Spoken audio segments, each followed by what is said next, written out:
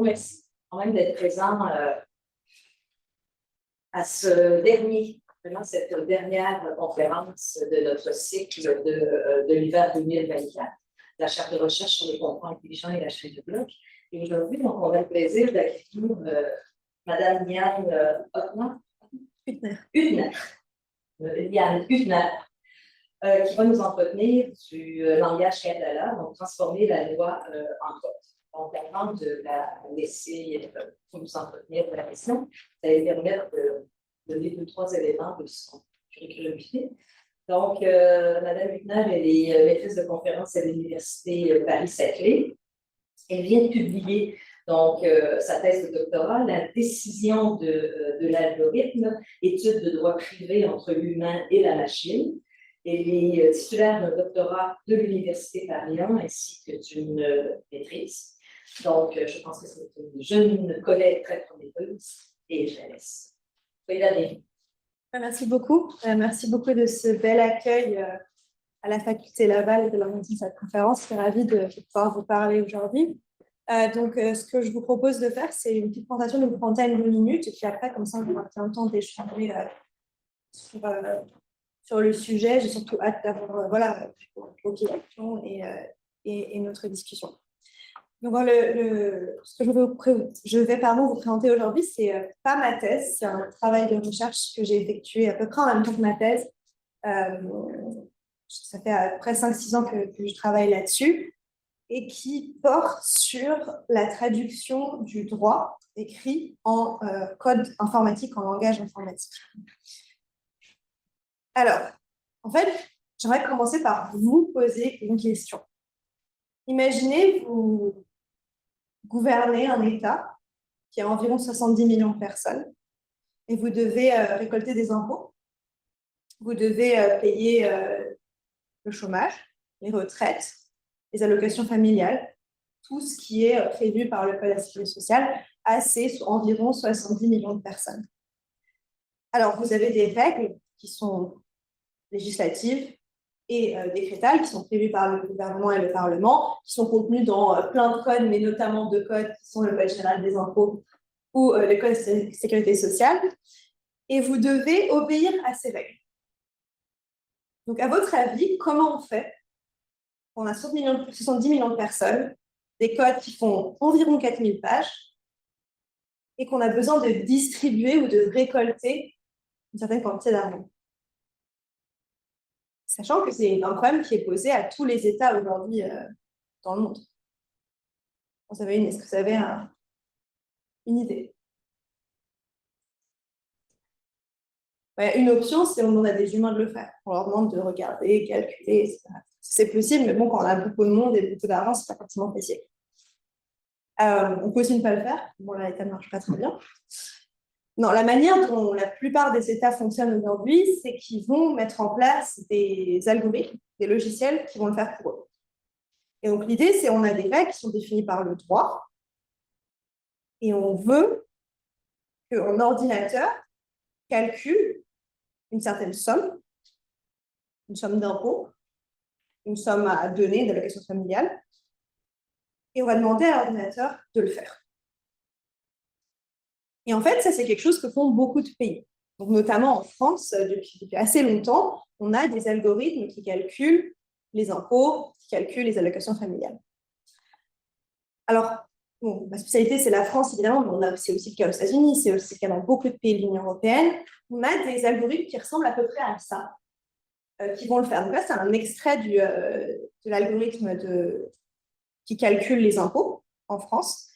Alors, pour la petite histoire, c'est un algorithme, c'est un langage de programmation particulier qui a été créé dans les années 80 par la DGFiP. La DGFiP, c'est la Direction générale des finances publiques en France. C'est la partie du gouvernement qui est chargée de récolter les impôts. D'accord ? Et dans les années 80, ils se sont dit, on a besoin, on va essayer d'automatiser tout ça, on va créer un algorithme. Ils ont créé un langage qui s'appelle le langage M, qui est celui que vous voyez au tableau, et ils ont en fait traduit le code des impôts en quelque chose qui ressemble à peu près à ça. C'est un logiciel qui fait plus de 100 000 lignes de code, donc c'est très long. Et c'est très compliqué, même si vous êtes, enfin, je ne sais pas s'il y a des informaticiens parmi nous, mais même si vous étiez informaticien, ça, pour le comprendre, il faudrait du temps. Il faudrait quelqu'un qui vous explique, ce n'est pas du tout clair, qu'est-ce qu'on traduit, qu'est-ce que sont les variables qui sont ici. Et donc, on a ce problème qui est qu'on a besoin de calculer. C'est vraiment quelque chose de très technique, de très important. Et on a besoin quand même d'une correspondance et d'être sûr que ce qu'on a dans le droit, c'est équivalent à ce qu'on a dans le code. Donc, la manière dont c'est fait aujourd'hui en France, alors c'est un travail sociologique qui a été fait aussi par mon équipe de recherche, ça se fait de la manière suivante. Donc, on a la loi, le Code général des impôts, qui est traduit dans des spécifications par des juristes, des personnes qui sont spécialisées en droit. Qui vont dire, bah, voilà ce que nous dit le Code des impôts, on va expliquer grossièrement, enfin, pas grossièrement, mais plutôt de manière très détaillée, quelles sont les étapes qu'on a besoin. Donc, on a paraphrase de la loi aux spécifications. Après les spécifications, je ne sais pas si vous voyez mon laser, une fois qu'on a les spécifications, ce sont des éléments que les informaticiens peuvent comprendre. Donc là, on a le juriste qui traduit. La spécification est envoyée à l'informaticien et l'informaticien va traduire la spécification au code informatique. Okay. Une fois que ça s'est fait, le juriste va utiliser la spécification, va utiliser le code qui a été créé pour faire des tests et voir si effectivement ça correspond à ce qu'il avait déterminé. Et enfin, une fois qu'on est sûr que ça marche, alors on est en production et on envoie et ça calcule les impôts. Okay. Donc, on a un juriste qui travaille, qui traduit la loi. On a un informaticien qui reprend la spécification qui a traduit en code. On a le juriste qui teste si ça marche et après, on y va. Okay. Donc, c'est la manière dont ça marche aujourd'hui. Vous voyez, évidemment, il y a beaucoup d'étapes. À chaque étape, il y a des possibilités d'erreur. Chaque étape, il y a quelqu'un d'autre qui va intervenir. Et surtout, en fait, les deux ne collaborent pas directement ensemble. Alors ça, c'est un peu grossier. C'est-à-dire qu'en fait, il y a encore plein d'étapes entre celui-là et celui-là, qui doit appeler qui doit appeler machin. On a des étapes assez importantes entre les deux. Donc, ça, c'est la première chose. Pardonnez-moi, ma bouche est un peu sèche. Et il faut aussi se dire que c'est à refaire tous les ans. Parce que le CGI, le Code général des impôts, ça change. Chaque année, il y a une nouvelle loi de finances, chaque année, il y a des modifications. Donc, c'est juste qu'on doit refaire. Et on ne peut pas être en retard. Parce que si on est en retard, eh ben, on ne peut pas collecter les impôts, ou alors on collecte sur quelque chose d'ancien, et donc ça ne marche pas. Donc, voilà comment ça se passe aujourd'hui. Il y a quelques années, moi, j'ai fait ma thèse comme on voulait expliquer sur la question de la décision automatisée, la décision algorithmique. Et un jeune chercheur qui faisait aussi sa thèse en informatique est venu à l'université à la Sorbonne. Avec ce problème-là, il avait découvert ça, il avait un peu bidouillé le code informatique en disant en fait ça ressemble à quoi. Il s'était dit il y a quelque chose à faire entre informaticiens et juristes pour que ça se soit un peu mieux. Et on s'est rencontrés à la faculté et il m'a dit voilà, tu t'intéresses de travailler avec moi sur ce problème. Je lui ai dit évidemment ça m'intéresse beaucoup, mais qu'est-ce qu'on fait? Comment est-ce qu'on fait pour résoudre ce problème qui semblerait n'a pas vraiment été bien résolu par la France depuis des années? Et donc là, on s'est mis un cahier des charges. On s'est dit, qu'est-ce qu'on veut faire? La première chose, c'est la sécurité juridique. La première chose, c'est qu'on soit sûr que le logiciel, que l'algorithme nous rende un montant qui soit correct, qui corresponde à ce qu'un humain a calculé en utilisant le code des impôts. Premier point. Deuxième point, on s'est dit, ce serait aussi bien quand même de ne pas devoir à chaque fois que les juristes transforment ci, que les informaticiens vérifient ça, ça prend longtemps, c'est pas très efficace, il y a des problèmes de communication. Ce serait bien qu'on trouve un moyen de rendre ça plus efficace, plus rapide, qu'il y ait une communication plus grande et que ce soit plus facile à faire et à changer sa qualité. Deuxième chose. Et troisième chose, c'est vraiment une partie qui était extrêmement trompante parce que moi j'étais une étudiante en droit et la question du respect des libertés fondamentales quand on est en numérique était très importante, et notamment sur la transparence. Je dis on doit respecter exactement ce que nous dit le droit. C'est-à-dire, je vais vous les présenter après, la question de la transparence algorithmique, de l'explicabilité, on ne va pas utiliser ce genre de choses pour faire ce qu'on ne devrait pas faire. Et donc, on s'est donné ces cahiers des charges. On s'est dit, comment est-ce qu'on va faire pour proposer un outil qui corresponde à tout ça? Et ce qu'on a décidé de faire, c'est de créer un domain specific language, donc un langage informatique qui soit domaine spécifique, donc spécifique à un domaine particulier qui est le droit. Alors, les DSL, comme on les appelle, les langages de domaine spécifique, En fait, on en a plein de types et qui vont être destinés à faire des choses très particulières. Par exemple, il y en a qui sont destinés pour la musique. Il y a des DJ qui utilisent des langages informatiques à domaine spécifique pour coder la musique. C'est aussi le cas pour d'autres types d'applications qui nécessitent une logique ou un type de programmation vraiment spécifique.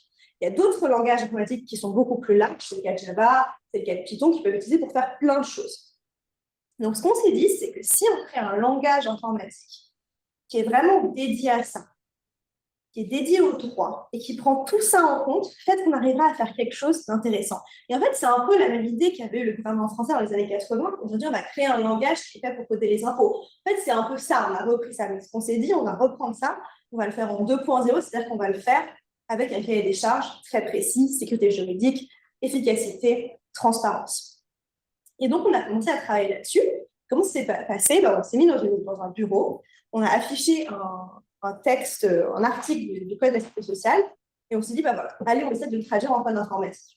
Alors moi, j'ai commencé à leur expliquer comment ça se passait, qu'est-ce que c'était qu'un concept juridique, c'était que des critères, c'était qu'un régime, etc., pour leur montrer comment est-ce qu'on raisonnait en tant que juriste. Et eux m'ont dit, voilà, quand tu dis ça, moi je comprends ça, ils ont commencé à écrire, je leur ai expliqué ce que c'était que les exceptions, comment ça marchait, comment on les concevait, etc. Et petit à petit, on a commencé à se comprendre, à créer un langage commun. Et ce langage s'est progressivement développé en un langage informatique. Et à l'époque, j'étais en deuxième année de thèse, troisième année de thèse à ce moment-là.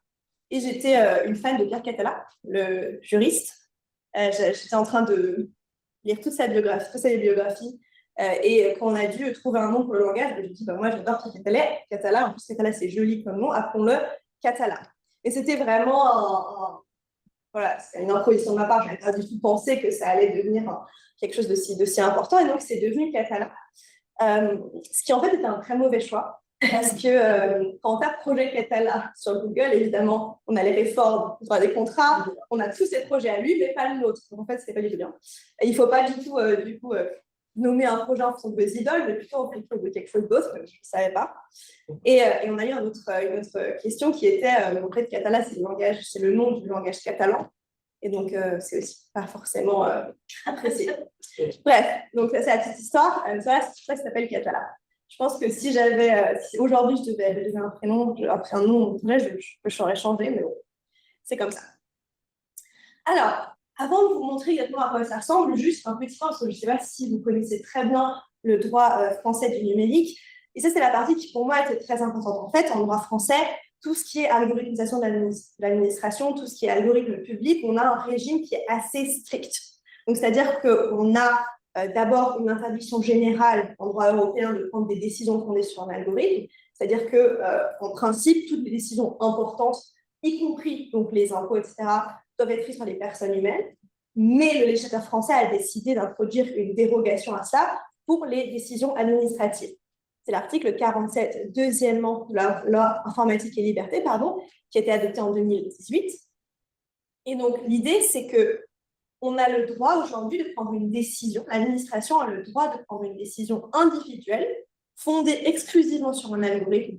Donc, c'est le cas du calcul des impôts et des allocations sociales, des sécurité sociale, tant qu'on respecte certaines conditions. Ces conditions sont super importantes. La première, c'est qu'on a le droit d'utiliser des données sensibles, donc tout ce qui est données opinion politique, syndicale, religieuse, certaines données de santé, données biométriques, c'est interdit de les utiliser. Et on a besoin aussi d'avoir une transparence qui est renforcée. Alors, donc là, c'est ce que je vous ai mis ici. Déjà, la transparence, c'est tout ça, c'est-à-dire qu'on a, ça renvoie à l'article au Code des relations publiques et de l'administration, que vous rentrez après. Oui. Donc, la transparence, donc la première chose qu'on doit avoir, c'est que dès qu'on a un traitement algorithmique, la personne qui est soumise doit le savoir. La première chose, c'est, on vous dit qu'on utilise un algorithme pour prendre des décisions c'est L311-F1-1 sur public CRPA, relation publique et administration. La deuxième chose, c'est qu'on doit être capable, ça c'est R311-3-1-2, on doit être capable d'expliquer comment ça marche. D'accord? On doit expliquer comment est-ce que l'algorithme a construit la prise de décision, quelles sont les données traitées, quelles sont leurs sources et quels sont les paramètres de traitement. Donc, en fait, on a besoin d'être capable à quelqu'un qui nous demande d'expliquer de manière assez intelligible qu'est-ce qui s'est passé. Donc, ça, c'est le premier point. Le deuxième point, c'est qu'en interprétant, en fait, il y a eu en 2018 une question de constitutionnalité relative à la loi informatique et liberté, où le Conseil constitutionnel a posé une réserve de constitutionnalité en disant, en fait, ça marche, on a le droit d'avoir des décisions administratives automatisées, mais il faut absolument que le responsable de l'algorithme s'assure de la maîtrise du traitement algorithmique et de ses évolutions afin de pouvoir expliquer en détail et sous une forme intelligible la manière dont le traitement a été mis en œuvre. Ce faisant, il a aussi interdit d'utiliser des algorithmes d'apprentissage, donc ce qu'on appelle artificiel aujourd'hui, dans ce genre de situation. Et donc, nous, ça nous donnait une direction très claire. On n'utilise pas d'IA. On n'utilise pas d'IA d'apprentissage parce que ça ne respecte pas la réserve de constitutionnalité qu'a posée le Conseil constitutionnel en 2008 sur la liberté et la liberté. Si on l'utilisait, ce serait illégal, on n'aurait pas le droit de l'appliquer. Et donc là, c'est tout de suite dit, la question du langage de programmation dans le domaine spécifique, c'est vraiment là où on doit concentrer on doit vraiment se concentrer là-dessus au lieu d'aller sur d'autres choses, l'apprentissage. On va vraiment faire quelque chose de maîtrisable, de transparent, d'explicable. Ça a guidé beaucoup de nos décisions depuis. Donc, on a commencé à construire ce langage, comme je vous l'ai dit. Et ce qu'on s'est dit vraiment, c'est notre but, c'est d'avoir une efficacité, mais aussi une maîtrise de nos algorithmes, de notre gouvernance. Une même loi, ça doit donner un même calcul à des personnes qui travaillent ensemble, qui peuvent toutes répondre aux questions et savoir où sont les problèmes, et donc une collaboration entre les juristes et les informaticiens. Et c'est là que la question du langage informatique spécifique est encore plus importante, parce que si c'est spécifique, ça veut dire qu'on peut vraiment le créer pour le public auquel on le destine. Et là, c'était cette idée-là, donc ce qui s'appelle la programmation en binôme. C'est quelque chose que les informaticiens font beaucoup, programmer en binôme. Donc, c'est deux informaticiens qui vont être ensemble, il y en a un qui va écrire, et l'autre qui va vérifier, ensuite ils vont discuter pour vérifier qu'ils font bien les bons choix. Et nous, ce qu'on s'est dit, c'est qu'on voulait prendre ça, ce pair programming, la programmation en binôme, et le mettre, mais ce sera un juriste et un informaticien qui vont travailler ensemble. Donc, je reviens un peu en arrière. Au lieu d'avoir un juriste qui traduit la loi en spécification, puis un informaticien qui le reprend, puis des tests, puis une production, on va les faire travailler ensemble, on va les faire communiquer, on va les faire comprendre, et on va les faire maîtriser l'algorithme ensemble. Et là, on est sûr qu'au moment où c'est écrit, ça correspond au code. Donc voilà, c'est le premier élément, programmation en binôme. Deuxième élément, alors la programmation littéraire, c'est l'idée que quand on va traduire quelque chose en langage phonétique, on va tout de suite mettre la référence en dessus. Donc on va mettre le code juridique et le code informatique au même endroit, on fait correspondre les choses, parce que ici, on revient en arrière de nouveau, on n'a aucune idée à quoi ça correspond. Si on ne nous explique pas quelle partie du code c'est, on ne peut pas savoir. Mais nous, on peut créer quelque chose où tout le monde peut tout de suite savoir ce qu'on fait. Ce qui veut dire que vous pouvez aussi vérifier si c'est correct ou pas. Donc, première idée, on travaille ensemble. Deuxième idée, on travaille au même endroit, programmation littéraire. Et enfin, troisième idée, c'est la question des méthodes formelles.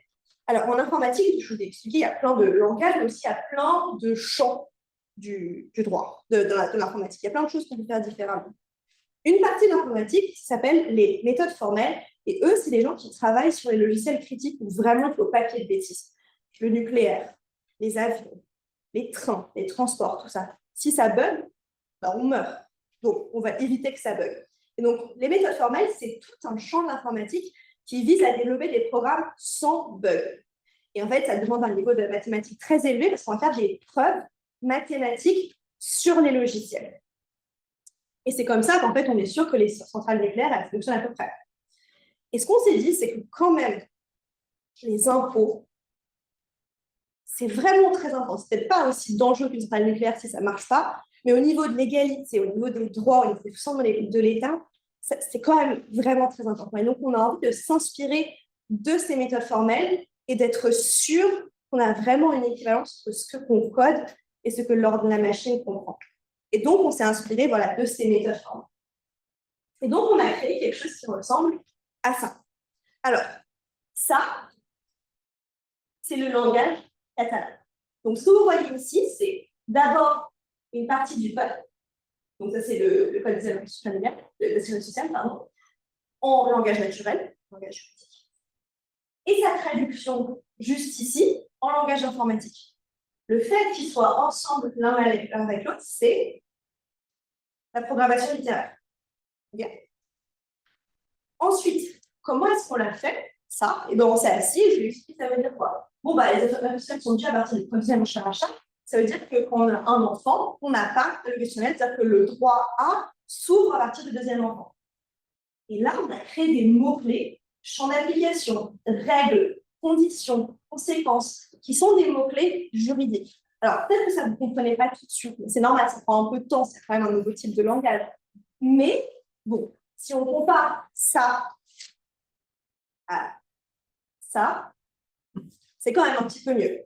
C'est-à-dire que si je vous explique comment ça marche, si je vous explique un peu les mots-clés, normalement, vous allez pouvoir le comprendre et le vérifier.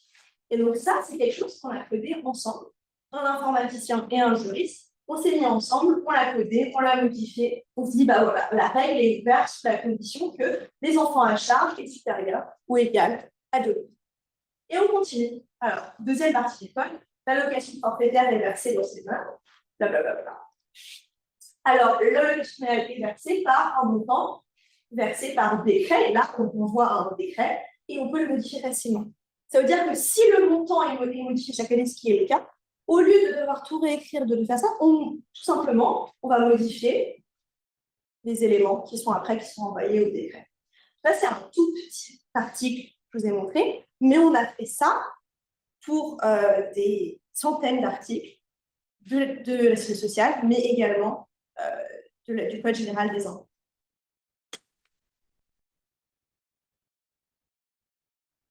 Et donc, notre but ici, c'est qu'on travaille ensemble, juriste et informaticien, soit transparent, le juriste peut comprendre, et normalement, les personnes aussi peuvent comprendre assez facilement. On a une modification assez facile parce que c'est du pair programming, parce que c'est du littéraire programming. Et finalement, sur notre cahier des charges qu'on avait au début, on est pas mal. Et donc, on a créé ça. Et on est toujours en train de le créer parce qu'en fait, ça prend beaucoup de temps de créer les mots-clés, des nouveaux problèmes qui se posent qu'on n'avait pas prévus. Donc, on doit renforcer les mots-clés, on doit modifier certains éléments. Et on a décidé d'aller présenter ce projet à la Direction générale des finances publiques en leur disant, voilà, on a cette idée, ça marche bien, on vous propose de l'utiliser. Et ils ont dit, oui, pourquoi pas, on a besoin de trouver un nouveau moyen de le faire parce que le langage est un peu vieux. Et ils nous ont, on a créé un partenariat et aujourd'hui, on travaille avec eux. On travaille avec une inspectrice générale des finances qui est avec nous, qui traduit avec nous le langage. Chaque choix qu'on fait de programmation est toujours référé à la Direction générale des finances publiques qui nous valide nos choix, qui nous dit effectivement si c'est une interprétation, si c'est une mauvaise interprétation, voilà ce qu'on vous conseille, voilà ce qu'on devrait faire. Et on code au fur et à mesure. Et maintenant, on a vraiment plusieurs milliers de lignes de code qui traduisent le Code général des impôts. Et pour accessoire, mais c'est un petit peu confidentiel, en fait, aujourd'hui, justement, le comité éthique de la DGFiP, de la Direction générale des finances publiques, devait se prononcer sur la viabilité du projet, parce qu'en fait, il faut voir si ça marche au niveau éthique, au niveau de la programmation, au niveau de ce qu'ils veulent. Et donc, on n'a pas encore les résultats, on ne sait pas, je ne peux pas vous dire, mais je pense que ça ira. Donc, c'est possible que maintenant, on ait vraiment le feu vert et qu'on puisse continuer à développer ça avec eux et d'avoir un algorithme qui soit transparent, respectueux de la loi, respectueux des droits. Et donc ça, c'est un peu notre idée, mais on essaie vraiment de l'améliorer le plus possible. Et moi, j'essaie un peu d'être la conscience du projet parce que je dis, mais en fait, il faut vraiment respecter le droit, il faut respecter l'éthique. Et ce qu'il faut faire, c'est développer des éléments qui vont nous permettre d'être sûr qu'on est vraiment en conformité. Et notamment, on est en train de travailler aujourd'hui sur la question de l'explicabilité. Donc, on a beaucoup lu, mes collègues ont fait un magnifique rapport de recherche sur ce que c'est que l'explicabilité d'un traitement algorithmique que je vous conseille d'aller voir sur le site de l'INRIA et aussi sur notre site internet. Et on essaie de voir comment est-ce qu'on peut développer une explication du traitement qui soit accessible à tout le monde, y compris en personnes qui ne sont pas forcément pour qui même le comprendre, le langage Catalan, c'est un petit peu trop, parce que le but, c'est que tout le monde puisse le comprendre. Donc, ce qu'on a aujourd'hui, c'est un code qui est opaque, qui est difficile à utiliser. On a pas mal de contentieux, de transparence, etc. Et on a une sorte de face-à-face entre l'administration et les administrés qui passent par l'algorithme. Et nous, ce qu'on essaie de proposer, c'est quelque chose de plus transparent, avec un consensus, une intervention humaine qualitative ex-ante avant l'utilisation de l'algorithme, et finalement vers ce qu'on a appelé un type de commun numérique, quelque chose qu'on fait ensemble pour une administration qui soit plus ouverte et plus transparente. Donc voilà notre projet de la République, mais c'est notre projet de recherche. Voilà, si vous avez des questions, si vous voulez échanger, je suis à votre disposition. Donc, merci beaucoup, Clara.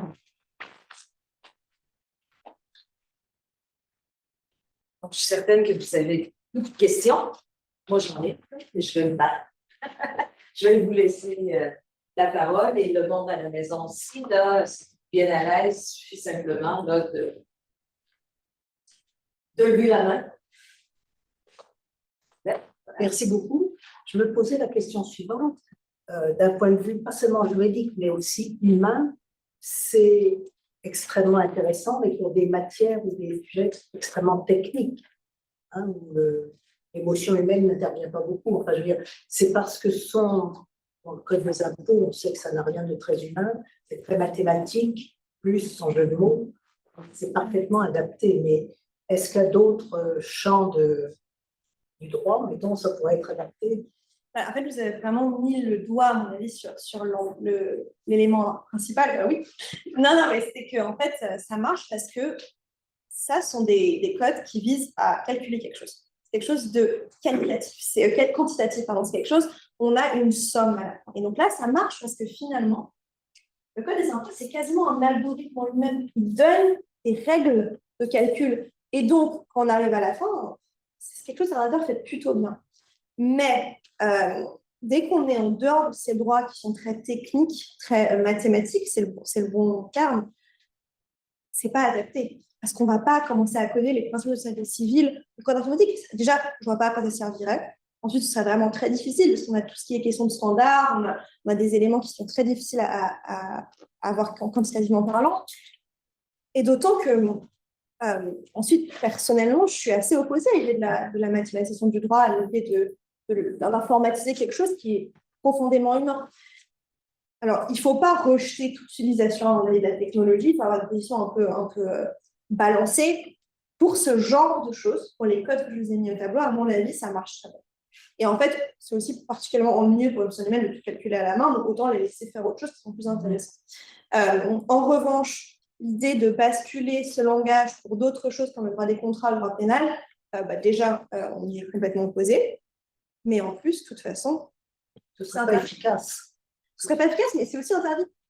Vu qu'on a l'interdiction en droit européen de prendre des décisions fondées sur un traitement algorithmique, sauf des exceptions. Donc, de toute façon, ce serait quasiment interdit.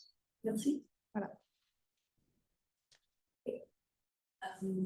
Merci d'abord pour votre présentation. Et une question par rapport à l'avenir du projet. Alors, est-ce que vous avez l'idée de démocratiser auprès des citoyens et citoyennes, comme ça, tout le monde peut calculer, peut savoir ce qu'il a, s'il a droit à des allocations ou quelque chose comme ça, et si oui, est-ce que vous ne craignez pas que ça peut créer comme des différends entre l'administration et les administrés?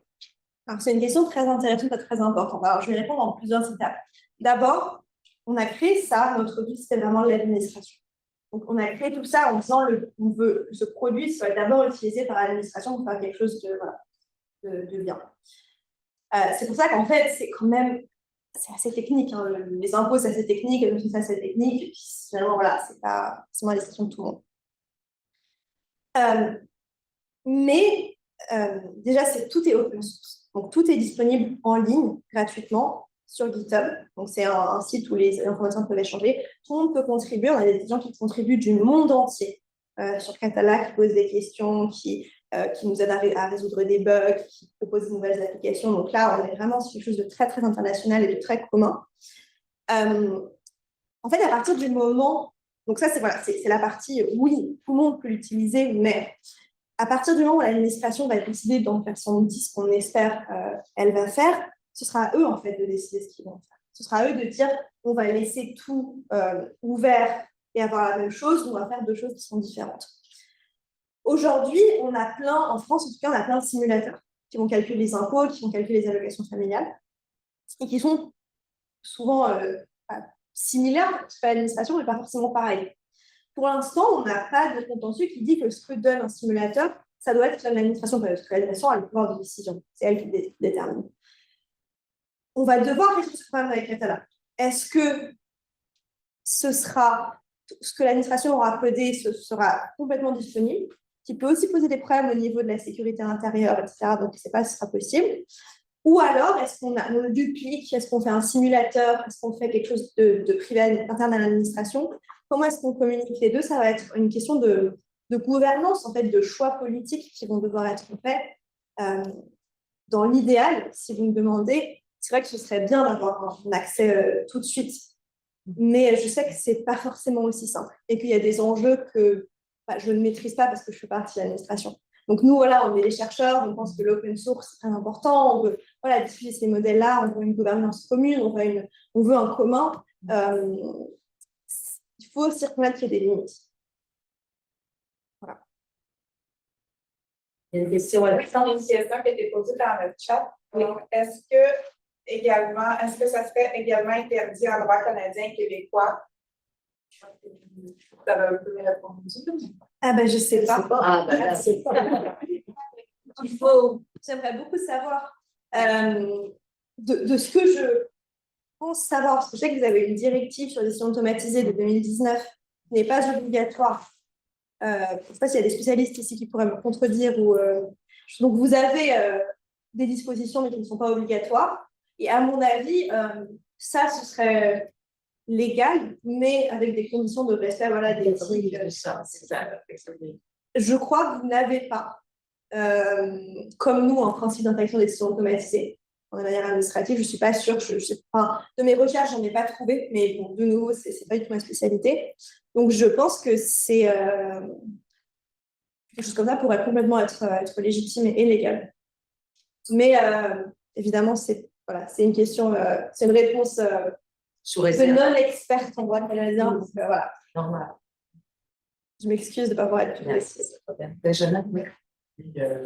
Pour la présentation qui est très tempérée, c'est très appréciable. J'avais un peu peur au début de vous dire, mais je me demandais, est-ce que vous ressentez quand même une pression des demandes externes visant à élargir ça ou à utiliser ça, ou c'est vraiment un outil qui est vraiment propre à des calculs pour les aspects fiscaux et sociaux? Alors, ça a été conçu avec l'idée que c'est fait pour ça, d'accord, aspects fiscaux et sociaux, mais l'histoire et l'étude prouvent qu'en fait, quand on crée une technique, quand on crée une technologie, on ne peut pas en gouverner les usages. Je pense que c'est quelque chose qui a été démontré par la philosophie de la technique déjà dans les années 70-80. Nous, on a essayé de faire quelque chose qui corresponde le plus à nos valeurs et de le mettre dedans. Maintenant, quand moi je présente ce projet, alors moi, l'endroit de la perspective d'où je parle, j'ai plutôt une vision très critique de la technologie appliquée au droit. Et je pense que la question de la décision humaine, je fais ma thèse sur la décision humaine et la protection des décisions humaines par rapport à l'outil informatique. Donc, je me positionne de façon assez critique et souvent, j'ai plutôt tendance à vouloir limiter l'impact de la technologie dans nos vies et dans nos décisions. Quand je présente ça, j'ai tout de suite souvent j'ai deux choses qui se passent. Soit on me dit c'est terrible, vous voulez automatiser le monde entier, c'est pas bien pour le droit, il faut pas le faire. Soit vous avez créé c'est la première réaction, soit la deuxième, c'est absolument formidable. Éliminons les juges, éliminons tout le monde, faisons tout ça tout formidable informatique. Alors moi, je réponds toujours, vous avez vu de manière tempérée, c'est un peu mon caractère. Je dis toujours, est-ce que vous savez ce que c'est que le droit? En fait, le droit, c'est pas possible, c'est profondément humain, donc ce sera impossible. Et de toute façon, et moi, c'est ce que je préfère dire, de toute façon, c'est illégal. Donc voilà, de toute façon, et en fait, en plus, c'est illégal, Conseil constitutionnel l'a garanti, donc c'est même au niveau de la protection de constitutionnelle en France, donc c'est vraiment très, très illégal. Donc, voilà, c'est pas possible. Ce serait impossible, sauf si on modifiait pas mal de choses. Mais néanmoins, oui, il y a plein de gens qui vont dire on devrait le faire pour ci, le faire pour ça, ils ont plein d'idées. À mon avis, ce ne sera pas possible. L'outil n'est pas fait pour ça, il n'est pas assez puissant. Et puis, ça n'intègre pas de... Il est très bon pour ce qu'il a été créé pour faire, c'est-à-dire ça, mais il ne va pas être bon pour le reste. Après, si quelqu'un peut toujours le prendre, le modifier, c'est open source, voilà, tout le monde peut en faire un peu ce qu'il veut. Donc, et après, ce sera au droit de le limiter et à nous de décider ce qu'on va en faire. Mais finalement, c'est un peu la question sur toutes les technologies. Il y a un choix collectivement ce qu'on va faire. Moi, je veux contribuer à créer une technique qui soit la plus conviviale possible, la plus humaniste possible. Et après, effectivement, il y a des choix à faire sur comment est-ce qu'on les utilise, pourquoi, etc. Donc, voilà. Une question? Oui, David, et ensuite la motion de laisser. Donc, merci pour votre présentation. Moi, j'aurais une question en fait sur si éventuellement en fait vous avez connaissance de d'autres projets de ce type-là qui se fera à travers le monde, ce qui y aurait peut-être d'autres types de langages informatiques qui auraient les mêmes visées, les mêmes objectifs. Et au-delà même de l'aspect public, parce que je crois comprendre en fait qu'on est fondamentalement dans du droit administratif là, mais dans d'autres matières comme dans des contrats commerciaux, est-ce qu'il y aurait des langages pour ces contrats-là? Et quel est votre regard en fait sur l'utilisation du code informatique en fait dans les décisions qui ont un rapport avec le commerce en général? Alors, la réponse est oui, il y en a plein. Il y a plein de cabinets d'avocats qui les développent. Ils ont plein de choses internes qui ne sont pas publiques, où ils font ce genre de choses. Il y a aussi plein de projets de recherche aux États-Unis, aux Pays-Bas, en Angleterre, qui développent des langages de programmation destinés à ce genre de choses. On va par exemple coder des clauses, certains types de clauses, certains types de contrats, avoir des... Après, tout ce qui est smart contract, mais là, vous savez, la spécialiste devant vous, donc ce n'est pas moi qui vais... L'égalité. Voilà, c'est ça.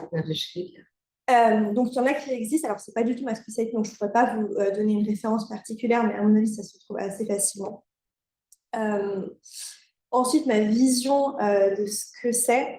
Alors déjà, moi, j'ai conscience que je suis une chercheuse spécialisée dans voilà, ce genre de choses, en droit du numérique en particulier. C'est-à-dire que j'ai peu de connaissances sur ce qui se passe dans les entreprises de manière privée. C'est-à-dire qu'en fait, je n'ai pas vu les codes, je n'ai pas vu ce qu'ils en font, je n'ai pas vu leurs décisions, je n'ai pas vu leur charte, je n'ai pas vu leur gouvernance. Donc, tant que je n'ai pas la matière très précise sur laquelle me prononcer, c'est pas trop vous dire en fait quelles sont leurs pratiques, est-ce que je trouve que c'est bien, est-ce que je trouve que c'est pas bien. Ça peut être bien si c'est bien fait, si c'est bien encadré, si ça respecte le droit, peut-être. Donc voilà, précisément, je ne peux pas vous dire. Après, de manière plus personnelle, et si on prend un peu de hauteur, comme je vous ai dit, j'ai fait ma thèse sur la question de la décision humaine et la décision automatisée.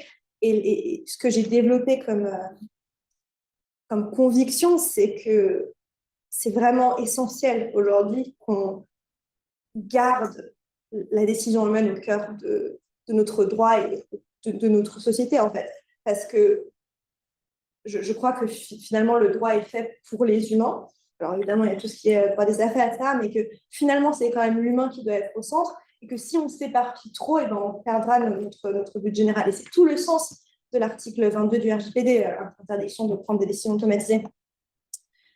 Et si on retrace dans les années 70, quand la première fois on a posé ces principes-là en droit français, c'est vraiment se dire on ne va pas laisser les machines décider à la place des hommes, parce que ça peut produire des choses qu'on ne veut pas. Et que notre but, c'est quand même d'avoir les droits de l'homme au cœur de notre système juridique. Donc, si je reprends un peu de hauteur, je dirais que, par principe, je ne suis pas forcément favorable et que je pense qu'il faut faire très attention, notamment en droit des contrats, qui est un droit qui est fondamental, mais que je comprends absolument aussi qu'il y a des besoins économiques, il y a des besoins dans les entreprises qui amènent à ce genre de solutions qui peuvent être bien s'ils sont légitimes, s'ils sont légaux, s'ils respectent le cadre et s'ils sont pensés en amont. Mais voilà, pour nous, c'est plus avant, il faut avoir accès aux documents, sinon on ne peut pas dire. Voilà. Non, allez-y. vous avez pas terminé les Parce que là, je peux comprendre votre réponse en fait. C'est nécessaire, je pense aussi que c'est nécessaire d'aller dans. C'est pas forcément nécessaire, mais peut-être que ça peut l'être, mais là, il faudra très concrètement vérifier l'efficacité, vérifier la proportionnalité de ce genre de traitement. Mais je parlais de la nécessité en fait de s'intéresser à la matière même en fait de ces algorithmes-là ou de ces accords éventuellement pour pouvoir se prononcer dessus. Donc, je partage votre avis dessus. Est-ce que vous pensez que là, intuitivement, il pourrait y avoir comme des marqueurs qui permettent de faire une différence entre ce qui est bon et ce qui n'est pas bon? Éventuellement des normes, peut-être des notions qui permettraient de créer comme un continuum avec lequel en fait on peut faire une balance des équipes. Donc, je sais qu'en matière de vie privée, par exemple, il y a l'intérêt de la personne, la protection l'intérêt de la protection de la personne, et à côté, on a les intérêts économiques qui font qu'on fait une balance entre les deux des fois. Ouais. Donc, est-ce que pour ces matières, pour les algorithmes, il pourrait y avoir des référents comme ça qui permettent de faire la balance? Alors, je me prononcer en droit européen parce que Canada, c'est pas spécialité, mais le droit européen du numérique, le RGPD en fait, qui est le droit commun du numérique en Europe, pose un principe de légitimité des traitements automatiques, c'est-à-dire que les lois automatiques. C'est-à-dire que si on veut créer un nouveau traitement, on a n'importe quoi, que ce soit administratif, privé, code de droit ou qu'on fasse autre chose, il faut qu'il soit légitime. Comment est-ce que la CJUE interprète la légitimité? Par un contrôle de proportionnalité. C'est-à-dire qu'il faut que le traitement soit plus efficace que n'importe quoi d'autre et que les libertés et droits fondamentaux qui sont mis en balance le soient de manière proportionnée à l'efficacité de l'outil. Et elle est très sévère dessus. C'est-à-dire que, par exemple, si on ne prouve pas qu'il n'y a aucun autre moyen de le faire, alors on n'est pas censé le faire. C'est vraiment un principe de légitimité qui est essentiel en droit de l'Union européenne, en droit de l'Union européenne. Alors, si on appliquait ça, et en fait, la Cour a plein de décisions dessus, elle a une jurisprudence qui est très bien établie dessus, si on utilise ça, alors oui, on a totalement une ligne à suivre sur comment est-ce qu'on va se poser, quels sont les droits et libertés protégées, ça veut dire quoi, efficacité, etc. Donc ça, on l'a. Le vrai problème, c'est que c'est rarement appliqué. Et ça, c'est tout l'enjeu en fait, du droit du numérique en Europe, c'est qu'on a des principes qui sont très bons, on a une cour de justice qui est très protectrice des droits, mais il y a une vraie différence entre le droit dans les textes et le droit sur le monde, voilà, des différences classiques. C'est pas moi qui l'ai inventé, évidemment, et qui est frappante donc à ce niveau-là. Et c'est pour ça qu'en fait, une des choses qui est vraiment importante à faire, c'est d'appliquer ça déjà et de penser est-ce que c'est nécessaire, est-ce que c'est légitime et pourquoi, avant de le faire. Et Catala, ça a vraiment été ça. Ça a été, est-ce qu'il y a d'autres moyens mieux de le faire? On n'est pas sûr. Et si on met toutes les sauvegardes autour, et ben, c'est peut-être le meilleur moyen. Mais allez voir tout ce qui est les arrêts Novak, la CJUE 2017-2019, elle a beaucoup travaillé là-dessus. Et sur les balances d'intérêt, article 5 et article 6 du RGPD. Il y a plein de choses. Sur Curia, si vous voulez. Enfin, je vous donnerai les références, je peux continuer à vous les donner, mais voilà. Il y a plein de choses dessus. Merci beaucoup pour la présentation. Et vraiment, j'ai tiré beaucoup d'éléments sur la question de comment coder la loi. Mais souvent, on parle du principe souvent que lorsque le code informatique est complexe, plus il est complexe, plus la sécurité est garantie. Plus le code informatique est complexe, sa sécurité est souvent, on ne peut pas facilement changer quoi que ce soit. Lorsqu'on procède par simplification, en vue de permettre à tout le monde de comprendre au moins ce qui se passe et autres, est-ce qu'on peut s'assurer d'une garantie future de ce code-là? Alors, maintenant, si vous permettez, j'ajoute juste. Je vous écoute. Sur la question, comment est-ce que le code ici, la loi a été codifiée, ou je peux dire ainsi, en langage informatique? Est-ce que c'est un outil concret au profit de l'administration fiscale qui va l'utiliser et imposer, en particulier aux entreprises et autres? Est-ce que les entreprises qui se font souvent sur les espèces fiscales, les fiscalistes ou les comptables et autres, utilisent le même outil au calcul d'impôt lorsqu'ils déclarent des états financiers? Ok. Je vais répondre à la deuxième question après, parce qu'elle est plus facile. Donc, ça revient un peu à ce que je disais sur les simulateurs. En fait, ils ont leur propre moyen de faire. D'accord? Et c'est-à-dire que c'est une question un peu d'inégalité. C'est-à-dire que les entreprises qui ont beaucoup d'argent pour faire ça, ils le font très bien, et ceux qui ont moins d'argent, ils le font moins. Ça va être une question qui va se poser, c'est-à-dire est-ce que, donc, pour l'instant, il n'est pas utilisé par l'industrie de nos impôts, mais elle va devoir décider si elle le donne à tout le monde et si on risque de l'utiliser ou pas. Ou alors si les entreprises vont devoir continuer à utiliser leurs propres outils ou à utiliser peut-être ça en base puis à développer ensuite. Voilà, ça va être un choix politique qui va être fait plus tard. La première question, elle est vraiment importante. En fait, j'y répondrai en revenant sur, je l'ai dit, des méthodes formelles. Ici, les méthodes formelles. Donc, les méthodes formelles, c'est un moyen de prouver que ce qu'on a en sortie, ce que fait la machine, c'est conforme à ce qu'on lui a demandé. En fait, ce n'est pas si facile de faire ça, parce que parfois, on lui demande de faire une chose, et après, il y a plusieurs étapes avant que la machine puisse le faire.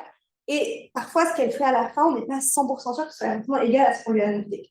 Les méthodes formelles, elles permettent de le garantir parce qu'on fait des preuves mathématiques. Donc, on va prouver mathématiquement que ce que fait la machine, c'est ce qu'on lui a demandé de faire. Ce qui veut dire qu'une fois qu'on a fait cette preuve et on est en train de travailler, on a un doctorant en fait, dessus qui travaille sur le logiciel de preuve pour Catala, donc qui le fait entièrement, ça prend des années. Une fois qu'on a ça, une fois qu'on a réussi à prouver mathématiquement que ce que fait la machine, c'est bien ce qu'on lui a demandé de faire, il n'y a plus de problème de sécurité. C'est garanti. Alors, garanti à 99,99% parce qu'on a toujours des éléments, mais la sécurité, en fait, parce qu'on utilise les méthodes formelles, un langage, par exemple, spécifique, un compilateur spécifique, on a une sécurité qui est absolument garantie. Voilà. Donc, alors après, pardon, désolé, sur la cybersécurité, c'est autre chose. Voilà, ça, c'est autre chose, ça, c'est pas nous. Nous, on garantit que ça marche. Après, sur comment faire les barrières pour éviter que des personnes viennent, s'introduisent, modifient, ça, c'est pas mon domaine. Ça va être des gens très qualifiés qui vont faire ça très bien, mais ça, c'est complémentaire. Voilà. Est-ce que je vais aller avec Benjamin, ensuite je reviendrai à vous. Oui, allez-y. Oui, il y a quand même des volontés dans l'Union européenne de simplifier la loi, je l'ai lu. Malheureusement, on a un trou de mémoire énorme sur, il me semble que c'est la Suède ou la Finlande, pour comme créer une agence. C'est pas de Joiner dont je parlais? Non, c'est pas ça. En tout cas, disons, de manière générale, il y a une volonté de simplifier la loi, notamment, ça a été mentionné clairement, en vue de la coder. Ouais. En invitant les députés, notamment quand ils rédigent leur projet, à faire preuve de simplicité. Qu'est-ce que vous en pensez? C'est bon, c'est trop tard en Europe, je ne peux pas m'écouter, on est d'accord. Je peux dire ce que je veux. Non, oui, je la connais, oui, on a discuté avec eux. On a une différence de philosophie, de fondement absolument différent. En fait, nous, moi je suis juriste, hein, donc mon travail c'est le droit. Mais quand je fais partie de ce projet de recherche, mon but c'est de prendre la loi comme la base. C'est-à-dire qu'on ne se prononce pas sur est-ce qu'elle dit que c'est bien, est-ce qu'elle le fait bien, non. Ce n'est pas notre rôle. Notre rôle, c'est juste d'avoir un outil qui le fait bien. Ce qui veut dire que, en fait, mon opinion personnelle, c'est qu'en fait, le droit, c'est un truc incroyable qui s'est développé depuis des centaines d'années, qui a réussi quand même, qui est un peu les fondements de société, qui a un langage particulier parce qu'on a besoin d'un langage particulier, qui a des procédures parce qu'on a besoin de ces procédures-là, il y a des juges et procédures qui sont importants dans notre tissu social et qu'on ne va pas modifier parce qu'on va dire, OK, il y a une IA, il y a l'ordinateur qui va le faire. Ça, ce n'est pas mon opinion. Donc, dans le langage total, ce n'est vraiment pas le but. Le but, c'est de prendre en compte la complexité du droit et de bâtir dessus pour en faire quelque chose et pas l'inverse. Donc, pour Join Up et donc l'Union européenne, on a vraiment une différence de philosophie complètement différente là-dessus. Et en fait, moi, ce que j'aime vraiment dans Catala, c'est que ça me permet de leur répondre en disant en fait, on n'a pas besoin de réécrire le droit pour le coder. Si vous voulez le coder, utilisez d'autres choses. Faites des nouveaux outils. Mais on a déjà quelque chose qui fonctionne très bien. Ça fait des milliers d'années où ça fonctionne. Enfin, on sait que ça marche plutôt bien. Alors pourquoi est-ce qu'on change quelque chose qui fonctionne très bien pour quelque chose, on n'a aucune idée comment ça marche. Donc voilà, c'est ce que j'essaie de leur dire. Il y a une volonté politique de le faire. Je pense que développer des outils comme Catala, on parlait et de leur dire en fait c'est quand même illégal, ça va devoir demander de tout refaire. Faut le dire, il faut en parler. Mais après, ils ont aussi le droit de le faire. Mais c'est évidemment pas du tout ma position. Je vais prendre. Il y avait une autre question. Oui, mais je vais en prendre un qui a jamais posé cette question. Pardon, ça ne vous dérange pas? Oui. Ma question, c'est par rapport au droit de la responsabilité civile, par exemple. Parce que c'est un domaine du droit qui est laissé vraiment au juge, qui évalue le dommage indirect. Est-ce que c'est possible de faire recours aux algorithmes dans la détermination et dans l'évaluation des dommages intérêts que le juge pourrait accorder à une partie qui est lésée? Alors, la réponse, enfin, vous me direz si vous êtes d'accord, mais je trouve qu'elle se pose. En fait, dans la manière dont vous avez posé la question, il y a quasiment la réponse. C'est pas. En fait, c'est jurisprudentiel, c'est-à-dire qu'on n'a pas des règles claires qui nous permettent de calculer pour l'instant. Et c'est quelque chose qui est très bien. Je ne sais pas si vous avez des collègues qui sont juges, mais moi, je leur demande comment ils font. En fait, c'est très, très humain comme manière de faire. Ça, c'est important de le garder. Alors, il y a tout un mouvement en droit qui dure depuis plusieurs années, depuis les années 2000 à peu près, qui est la question des nomenclatures en tant que dommages corporels. La question, c'est OK, on va créer des grilles pour être sûr que les juges n'exagèrent pas, etc. Donc, il y en a, et les en France, ce n'est pas forcément obligatoire. Il y a un énorme contentieux, je ne sais pas comment c'est au Canada, mais en France, on a eu un contentieux assez important, notamment sur la question des nomenclatures pour en droit du travail, sur les compensations. Et en fait, ce n'est pas forcément évident qu'on puisse les imposer. Maintenant, le gouvernement a essayé de développer, le gouvernement français a essayé de développer un algorithme qui s'appelle DataJust. Je crois qu'il l'a lancé en 2019, il l'a interrompu en 2021, peut-être comme ça, où le but, c'est justement de faire ça, d'avoir un algorithme qui les calcule automatiquement. Ça n'a pas du tout bien marché. Donc là, c'est déjà voilà, un point. Je ne suis pas sûre que ce soit très légal, licite par rapport à leur liberté à voir. Disons que j'ai l'impression qu'il y a des difficultés techniques à le faire, mais la quantité du droit, et ensuite des difficultés légales qui font que je ne suis pas sûre que ce soit très licite, déjà au niveau de la nomenclature pour les droits spéciaux, mais ensuite au droit du numérique. Donc, pas certaine. Franchement, ça ne marche pas très bien. Ça va, puis David. Ma question concerne le BSC Catala et la philosophie Catala. En tant que maîtresse de conférence, est-ce que vous envisagez de ramener ça dans les programmes d'enseignement destinés aux juristes dans le faculté de droit? Alors, en fait, c'est une formation qui est différente, mais j'en parle à tous les étudiants. Déjà parce qu'en fait, au début, on l'a créé, on ne savait pas sur qui le tester. On se demandait, mais en fait, comment est-ce qu'on fait pour être sûr que quelqu'un comprend ça? Et donc, on a pris les étudiants, on les a mis dans une salle, on a expliqué, on les a fait venir à l'IA, on a présenté, on les a fait travailler dessus, etc. Et ça a très bien marché. Ensuite, il y a plein de gens même qui sont venus faire des stages avec nous, qui ont travaillé avec nous, ça a très bien marché. Et en fait, là, on est en train de développer En fait, on a fait plein de choses pédagogiquement. On a développé tout un programme pédagogique pour des étudiants en informatique et en droit. On les met ensemble, on les fait travailler dessus sur plusieurs journées. On leur fait des conférences parfois courtes de 2 heures où on les fait travailler dessus. Parfois, on les fait une journée entière, c'est 2 jours. Donc, voilà, on a développé de plein de matériel pédagogique pour faire ça, pour faciliter la compréhension entre les deux. Nous, ça nous permet aussi de tester notre truc, ça nous permet d'avancer sur certaines choses. Donc oui, on a tout un matériel pédagogique dessus et ça marche plutôt très bien. Oui, David. Alors, moi, dans ma tête, je pensais en fait qu'on avait peut-être des algorithmes ici aussi pour certaines matières, parce que finalement, peut-être c'est des simulateurs aussi, comme en France au départ, parce que même pour les infos, même pour les particuliers, on a des logiciels en fait qui nous permettent de faire le calcul des impôts, de faire la déclaration en ligne. Et généralement, ça marche, on n'a pas de problème. Donc, peut-être aussi qu'on a déjà des algorithmes, on ne les connaît pas, il n'y a pas de communication suffisante dessus. Et deuxièmement, si vous me permettez, ce serait plus mon opinion en fait sur la question de la simplification du droit. Donc, je pense qu'on peut l'aborder sous 2 angles. Soit on l'aborde comme on l'a fait en partant du droit et en le voyant comme une attaque directe en fait à ce qu'on a déjà comme architecture institutionnelle, comment le droit il fonctionne. Soit on peut le voir différemment. Et je pense en fait à certaines lectures que j'ai faites sur le mouvement droit et société, où des sociologues du droit, des anthropologues du droit ont eu des critiques en fait assez directes sur le droit et dire que finalement l'institution juridique comme on la présente, ça ne fonctionne pas aussi bien qu'on le présente. Donc peut-être que le mouvement de simplification du droit, éventuellement dans le texte, c'est marqué que l'un des objectifs, c'est de permettre la traduction en code.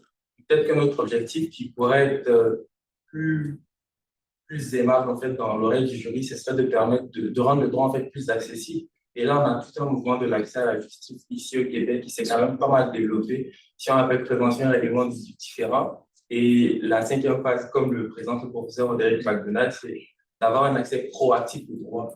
Donc, faire en sorte que le droit il soit accessible, compréhensible, et que la personne n'ait pas nécessairement besoin d'être un spécialiste du droit pour le comprendre. Mais en fait, ça ne m'est pas forcément... Je vous ai interrompu, vous avez fini, c'est bon. Je pense que ça me... je vous suis complètement. Je crois juste que, en fait, intelligibilité, accès au droit, ça ne veut pas dire revoir le droit en entier. Ça veut dire modifier l'accès, modifier la justice, avoir des maisons du droit, avoir des collaborations entre la société civile et les juristes. Mais ça ne veut pas dire reprendre tout le langage du droit et de modifier la manière dont on les fait, en fait. C'est deux choses qui sont assez différentes. Si sur la première, je suis tellement d'accord qu'il faut avoir plus d'accès, il faut avoir plus d'intelligibilité, plus de communication, sur la deuxième, je suis moins. Pourquoi est-ce qu'on ne peut pas juste utiliser ce qu'on a et le faire mieux plutôt que de modifier tout ce qu'on a? Et à mon avis, le mouvement droit informatique qui vise à réécrire le droit, c'est plutôt dans voilà, c'est ma deuxième visée. Et d'ailleurs, en fait, je ne sais pas si vous avez un peu vu ce qu'ils font, mais en fait, c'est encore moins compréhensible que ce qu'on a maintenant. Parce que finalement, c'est quasiment plus... Enfin, c'est beaucoup plus dur. Enfin, c'est plus dur à comprendre. C'est ça. Mais en ça, la machine peut comprendre, ça, l'humain ne peut pas comprendre. Ça. Donc, il y a vraiment... Oui, il y a une réflexion. Je pense qu'il faut juste pas céder aux solutionnistes technologiques en disant c'est pas ce qu'on a, ça, que ça nous permet de régler tous les problèmes. C'est bien aussi la technologie quand elle est appropriée, quand elle est légitime, quand elle est proportionnée à ce qu'on veut faire. Okay. Il ne faut pas se dire, mais en fait, ça va permettre de tout résoudre et donc on va tout modifier, tout ce qu'on a. C'est vraiment, voilà, essayer de l'approcher avec un esprit critique et puis, je sais pas, un peu de prudence. Moi, ce que je me permets, ce que je retiens de votre présentation puis de la philosophie, ce que j'ai pu comprendre, c'est vraiment la programmation en binôme. Ça, je pense que c'est vraiment important et ça va nous servir. Moi, en tout cas, ça m'intéresse beaucoup avec les contrats intelligents, les smart contracts. C'est des problèmes d'incompréhension et qui sont extrêmement importants. Ouais, si je peux réagir là-dessus. Oui. En fait, le but, c'est pas que les juristes deviennent forts en informatique et les gens deviennent forts en droit. En fait, ça nous prend des années de devenir des bons juristes, ça leur prend des années de devenir des bons informaticiens. C'est difficile de faire les deux. Ce qu'il faut, c'est développer des outils où on peut travailler ensemble, être chacun très bon dans ce qu'on fait et puis faire des choses bien. Mais je trouve ça difficile de... Normalement, je sais à peu près programmer des petits trucs en catalan, mais je vois le niveau que j'ai par rapport à Nicolas Vincent et il sera incomparable. Et en fait, moi, mon but, c'est pas de faire ça. Mon but, c'est de continuer à comprendre du droit. Donc, ça va être un défi dans l'avenir pour les praticiens, là, pour nous, pour les praticiens, ce sera vraiment un défi. Sinon, on leur laisse carte blanche et on ne comprend rien. C'est ça la réalité, là. Nous, on le vit, là. Donc, voilà. Écoutez, vous allez me permettre de, parce que je vois que le temps file, vous allez me permettre de remercier, là, il faudra revenir, parce que c'est vraiment un sujet très, très, très intéressant, là, cette question-là. On était très, très curieux, on avait pris connaissance de certains textes, mais vraiment, écoutez, merci infiniment. Merci à vous. Et puis, c'est vraiment, puis, pour cette innovation, parce que c'est quand même quelque chose d'extraordinaire. Vraiment, bravo. Merci.